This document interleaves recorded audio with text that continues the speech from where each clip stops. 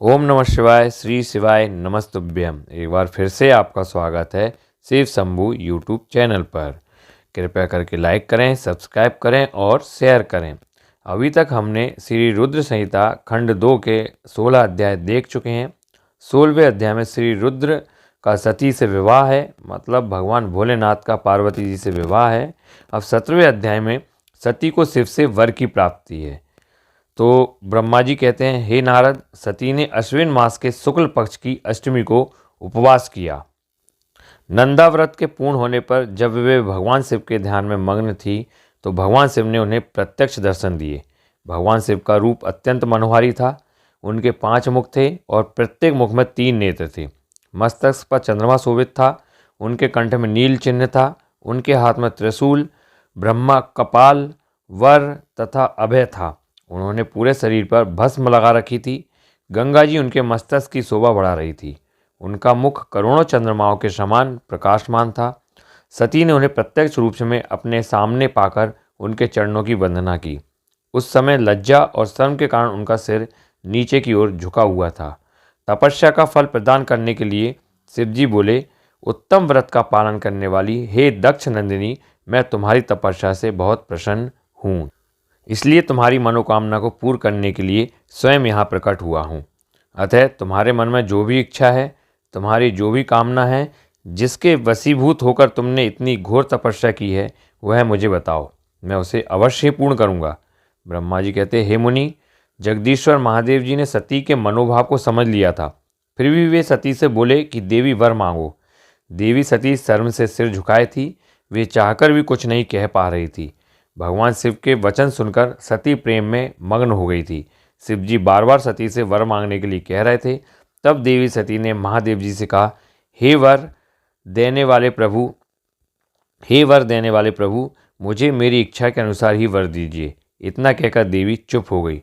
जब भगवान शिव ने देखा कि देवी सती लज्जावश कुछ कह नहीं पा रही है, तो वे स्वयं उनसे बोले, हे देवी, तुम मेरी अर्धांगिनी बनो। यह सुनकर सती अत्यंत प्रसन्न हुई, क्योंकि उन्हें अपने मनोवांछित फल की प्राप्ति हुई थी। वे अपने हाथ जोड़कर और मस्तक को झुकाकर भक्त वत्सल शिव के चरणों की वंदना करने लगी। सती बोली, हे देवादिदेव महादेव प्रभु, आप मेरे पिता को कहकर वैवाहिक विधि से मेरा पाणी ग्रहण करें। ब्रह्मा जी बोले, नारद, सती की बात सुनकर शिवजी ने उन्हें यह आश्वासन दिया कि ऐसा ही होगा।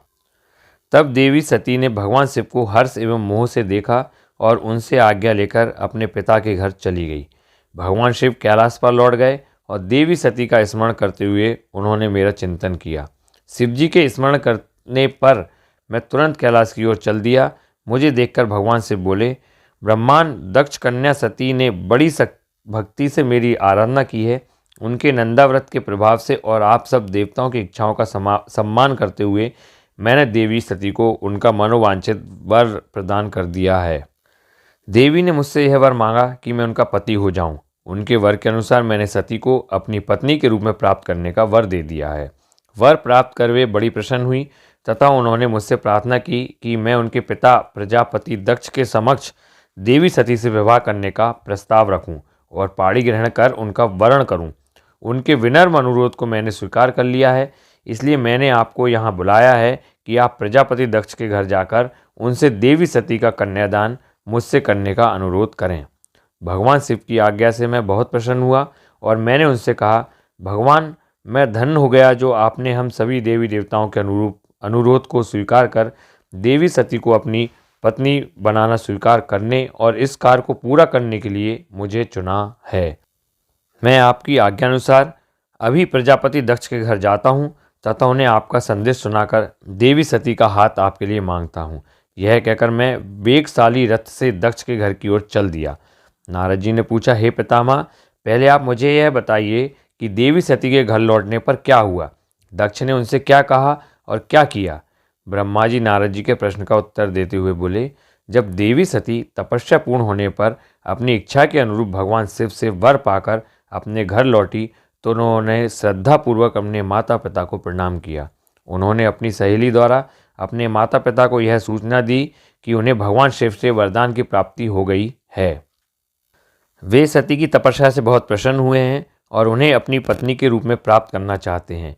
यह सुनकर प्रजापति दक्ष और उनकी पत्नी बहुत प्रसन्न हुए। उन्होंने आनंदित होकर बड़े उत्सव का आयोजन किया। उन्होंने ब्राह्मणों को भोजन कराया, उन्हें दक्षिणा दी, उन्होंने गरीबों और दीनों को दान दिया।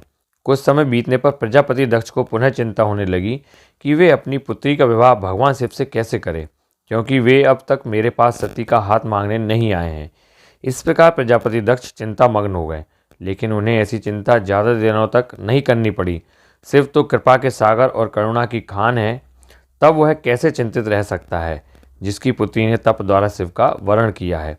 जब मैं सरस्वती सहित उनके घर उपस्थित हो गया, तब मुझे देखकर उन्होंने मुझे प्रणाम किया और बैठने के लिए आसन दिया।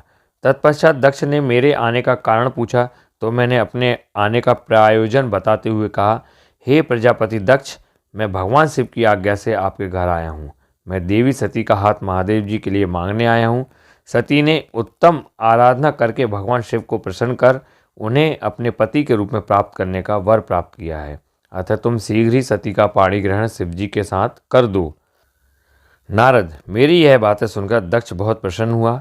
उसने हर्षित मन से इस विवाह के लिए अपनी स्वीकृति दे दी। तब मैं प्रसन्न मन से कैलाश पर्वत पर चल दिया। वहाँ भगवान शिव मेरी उत्सुकता से प्रतीक्षा कर रहे थे।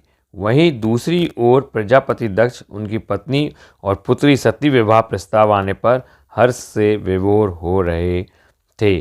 तो ये 17वां अध्याय था, जिसमें भगवान भोलेनाथ सती को वर देते हैं पत्नी के रूप में, पति के रूप में पाने के लिए। और फिर ब्रह्मा जी भगवान भोलेनाथ के विवाह का प्रस्ताव दक्ष के घर जाकर कहते हैं कि मैं भगवान शिव के विवाह के लिए आपके घर आया हूँ। तो ये सब इस अध्याय में बताया गया है, 17वें अध्याय में, कि सती को शिव से वर की प्राप्ति कैसे होती है। अब हम 18वां अध्याय देखेंगे। आप इसी प्रकार सुनते रहिए। ओम नमः शिवाय। श्री शिवाय नमस्तुभ्यम।